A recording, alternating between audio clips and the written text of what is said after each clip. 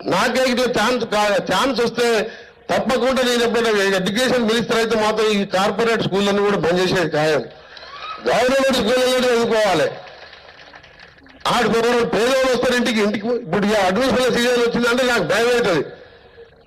పోయొచ్చలేదు కానీ నారాయణకు ఈ బ్రాంచ్కు చైతన్యకు ఎంత వానండి 3 లక్షలు అది ఉండేదే 3 రూమ్లు.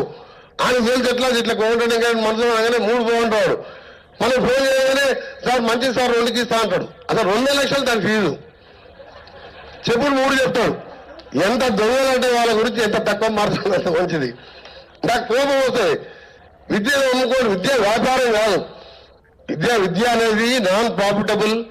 అది యాక్ట్ చట్టం అనేది 25% పేదోళ్ళకి సీట్లు ఇవ్వాలని. ఆ చట్టాలకు తూట్లు పడిచి ఈ దొంగలు ఇవాళ కార్పొరేట్ పేదవాళ్ళను దోచుకుంటున్నారు. నల్గొండ పట్టణం కలెక్టర్ గారు ఆఫీసర్ల సహకారంతో తప్పకుండా మీరు